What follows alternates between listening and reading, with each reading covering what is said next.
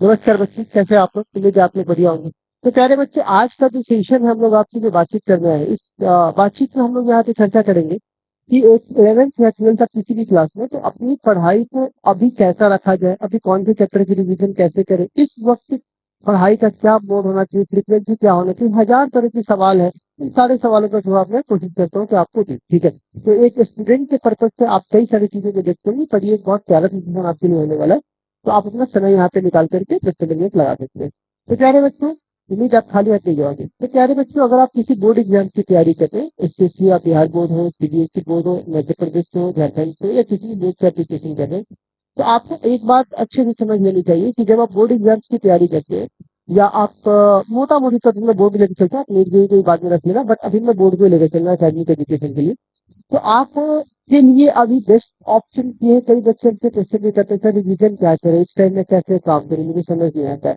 तो ये जो है वो पूरा क्रिकेट की तरह है। क्रिकेट में क्या होता है, शुरुआत में आता है आदमी, फिर ओपनर धड़ाधड़ मारता है, फिर क्या होता है कि लास्ट में चलता है, बीच में क्या होता है ना, थोड़ा धूमधाम कम होता है इसमें ना। ये होता है कि विकेट बचा करके सेपरेट हम गेम को चलाते रहे।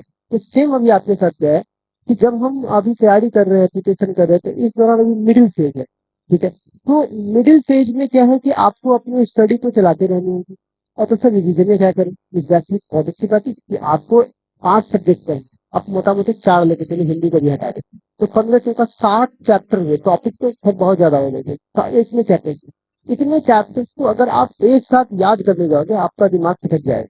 तो सर इसको क्या करें? तो सबसे बेस्ट तरीका ये है, आप इसका रिवीजन करते रहो चैप्टर में चैप्टर। आप बोलेंगे सर चैप्टर में चैप्टर रिवीजन करते हैं ना, 2 3 समस्या आती है, क्या आती है? एक तो पूरा कॉपी पढ़ा हुआ है पहले से, फिर जल्दी जल्दी फास्ट फास्ट बढ़ जाता है। बना हुआ सवाल जब बनाने जाते हैं तो ऐसा लगता है सब तो बना हुआ, उसको कॉपी भी चला हुआ, कलम विलम चला हुआ, कॉपी करके इतना फास्ट चला जाता है, अभी मन नहीं करता, इसमें वो नयापन नहीं आ पाता है। तो इसका सबसे बेस्ट तरीका क्या है कि लेकिन बीच में आपके लिए प्रैक्टिस सेट निकाला है। ठीक है ना? तो जैसे आपके चैप्टर एंड होते हैं तो हम लोग प्रैक्टिस सेट देते हैं, क्वेश्चन वही रहते हैं, ऐसा नहीं कि नया क्वेश्चन देता हूँ, वही पुराना वाला जो प्रैक्टिस मैंने करवा रखा है। बट इसमें क्या होता है कि एग्जाम में क्वेश्चन मिक्सिंग के साथ आते हैं, लेकिन आप तो वहां पर सेपरेट टॉपिक पर टॉपिक करें, चार्ज का अलग, कुलम्ब लॉ का अलग, कैपेसिटर का अलग, पोटेंशियल का अलग, कैपेसिटर सारे मिक्स है। तो मिक्सिंग कंडीशन में क्या होती है, सारे नॉलेज एक साथ आपकी टेस्ट हो जाती है। तो सबसे बेस्ट तरीका है कि आप प्रैक्टिस करें।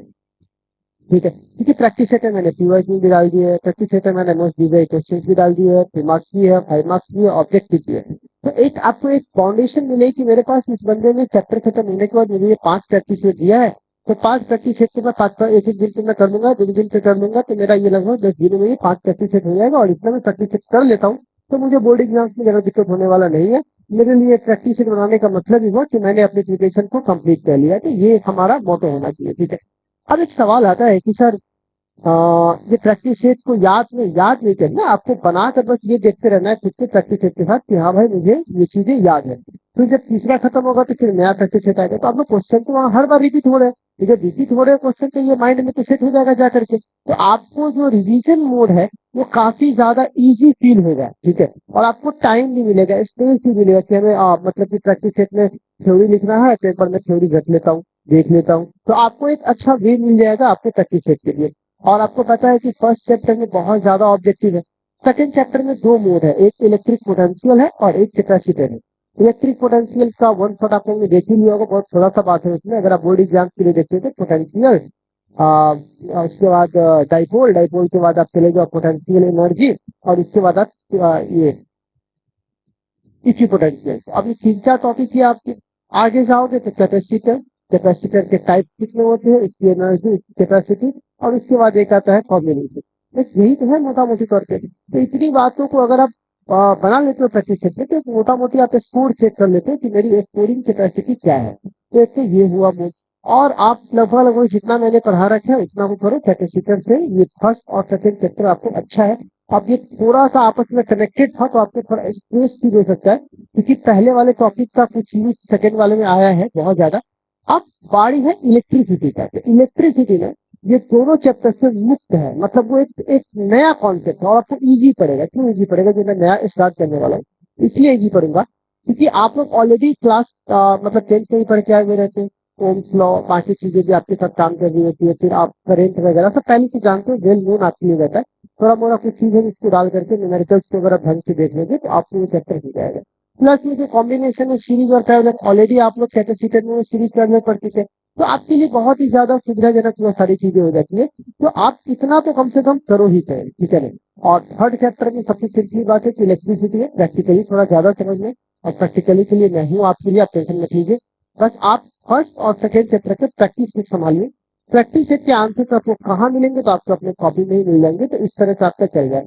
और अगर ऑनलाइन वाले, अगर आप ऑनलाइन में है तो मेरे ऑनलाइन में आप देख रहे होंगे मेरे आकाश बैच चल रहा है, ठीक है ना। इसके बाद प्रयास बैच है, बहुत सारे बैचेज है। हिंदी मीडियम वाले बच्चों का ऑलरेडी चल रहा होगा हिंदी मीडियम में, इंग्लिश वाले बच्चे का इंग्लिश में चल रहा है, ठीक है। फिर इसका पेपर भी आ चुका होगा, लेक्चर भी सारे आ चुके होंगे, तो जिन बच्चों को उस लेक्चर में इंटरेस्ट है वो लेक्चर जा करके देख सकते हैं। और कहने का मतलब कुछ लोगों का ऐसा रहता है कि लाइव आइए लाइव, देखिए अगर आपके पास आपकी प्रायोरिटी ये है कि मुझे पढ़ना है, आप मेंटली रूप से बहुत सक्षम है, तो फिर आपके लिए कंटेंट मायने रखता है कि भाई मेरे को ये कंटेंट है, 20 लेक्चर है, मुझे 20 लेक्चर एक दिन में निकाले हैं, ठीक है। और आपको कोई जबरदस्ती बोले कि नहीं इस टाइम पे आते हो तो पढ़ने में मेरा मन लगता है, तो किस तरह बकवास करे, हाय गाइस कैसे हो प्यारे, ये सब आप टाइम पास करते रहो अपना। आप 2 by 2 अपने एक प्रायोरिटी बना लो अपने माइंड में कि भैया मेरे फेस की ये टॉपिक है, ये चैप्टर से, इतने लेक्चर से मुझे इतने दिन में खत्म करना है, ठीक है। इस हिसाब से आप चीजों को लेके चलो, ज्यादा बेटर रहेगा। आप टॉपिक वाइज न्यूमेरिकल्स को बनाओ, टॉपिक वाइज करो, और अपने माइंड में एक बात फ्रेश रखो कि मुझे अपने बोर्ड एग्जाम, अगर आप फाउंडेशन सोच लें एकेडमिक एजुकेशन को रखना है। अगर आप एकेडमी के साथ चाहते हो कि मुझे और इंट्रेंस मिलेगा जाने तो पहले एकेडमिक को कंप्लीट करने के बाद बस पीवाईक्यू लगाए, ठीक है। ये आपके लिए पीवाईक्यू मतलब प्रीवियस ईयर क्वेश्चन नहीं, आपका नीट जेईई के लिए सही रहेगा, ठीक है। खैर, अब बात आती है 11th वाले बच्चे की। तो क्लास 11th के बच्चे जो भी हमारे ऑनलाइन कोर्सेज में जुड़े हुए हैं, ये सारे बच्चे प्रैक्टिस में लीजिए। अभी हम लोगों ने second chapter unit and measurement खत्म किया है। यूनिट एंड मेजरमेंट एक ऐसा चैप्टर है जिसको हम कंप्लीट कभी नहीं पढ़ा सकते, क्योंकि इसमें फॉर्मूला नहीं आता फाउंडेशन बैच वाले से। अभी आप नए आए 11th में हो, अभी आपने 12th के कई टॉपिक के नाम भी नहीं सुने हैं, और 11th के कई टॉपिक के नाम नहीं सुने, तो कैसे हम लोगों का फॉर्मूला के अकॉर्डिंग यूनिट डायमेंशन लिख के दिखा दे आपको, तो नहीं हो सकता। तो आप यूनिट डायमेंशन को बस एक अपना बेस बना करके पढ़ो, और जब ये आपका बेस कंप्लीट हो जाएगा तब हम लोग मेन आपका जो फिजिक्स स्टार्ट होगा वो होगा मोशन इन स्ट्रेट लाइन, जो कि स्टार्ट हो रहा है, यहाँ से आपकी फिजिक्स स्टार्ट होगी। इससे पहले बस नाम वाम लिखना था, आपको अंक होते होते तक आपको नाम वाम कई सारे यूनिट डायमेंशन खुद ही आगे जाएंगे, ठीक है। और सेकेंडली सबसे इंपॉर्टेंट बात, बेसिक मैथ बहुत ज्यादा यूज अभी नहीं आएगा। बेसिक मैथ यूज आता है, लेकिन वो टीचर ज्यादा अच्छे हैं जहां पे आपको यूज आया उसी जगह पे कॉन्सेप्ट को रिवील कीजिए कि हाँ ये सारी चीजें ऐसे ऐसे आपको इस जगह पे पढ़नी थी, और नहीं पढ़े तो वापस कर लीजिए। क्योंकि पहले से आप जमा करके रखेंगे ना तो वो चीजें बहुत गंदा हो जाएगा, आपके पास बचेगा भी नहीं तब तक वो चीजें अप्लाई करने के लिए। तो इसीलिए मेरा ये कहना है कि जब मैं आपको ऑनलाइन बैचेज में बोलूंगा कि आप आज इस चीज का लेक्चर देखकर आना, तो एक बार रिवर्स गियर में जाके उनके लेक्चर को आप देख लीजिएगा, ठीक है। तो आई होप आपकी सारी चीजें आपको समझ में आ गई होगी और आपकी पढ़ाई अच्छी चल रही होगी। तो क्लास 11th में motion in straight line start होने वाला है, और क्लास 12th में थर्ड चैप्टर स्टार्ट होने वाला है, और इसको ढंग से करिए, बढ़िया से करिए। कोई डाउट वगैरह होंगे तो आप हमारे कमेंट सेक्शन में आ सकते हैं, और अब हम ये कोशिश करते हैं कि आप लोगों के साथ जो बातचीत है इसे कंटिन्यू रखेंगे लाइव सेशन में संडे वाले दिन, ठीक है। तो बाबा टेक केयर, सब्जेक्ट अपना ख्याल रखिए, नोट्स पेपर बनाते रहिए, जितना मैं आपको इंस्ट्रक्शन दे रहा हूँ उस इंस्ट्रक्शन को फॉलो कीजिए। आपके लिए कोई हाथी घोड़ा नहीं कर रहा है, बहुत ही छोटा सा काम है, आप पहली बार कर रहे हैं इसलिए आपको हार्ड लग रहा है। सिंपल काम है, बस आपको सिंपल तरीके से ही करना है, तो आईआईटी वगैरह का हमको रिसर्च नहीं करना है, बहुत बेसिक चीज करनी है। बस पढ़ना है, क्वेश्चन बनाना है, एनसीईआरटी कंप्लीट करना है, बात खत्म, ठीक, इतना हो जाएगा आपसे। और बाकी कहिएगा सर जो वर्सेटाइल क्वेश्चन आते हैं उसके लिए आपके पास प्रैक्टिस है, तो प्लीज प्रैक्टिस है आप प्रीफर कीजिए। 11th क्लास में प्रैक्टिस सेट में रिलीज करने वाला हूँ, प्रैक्टिस सेट प्रीफर कीजिए, आपके कल्याण हो जाएगा, ठीक है। तो आज के लिए भी इतना ही, अगली मुलाकात होगी, इंडिया भी चले बाबा टेक केयर, अपने ख्याल रखिए।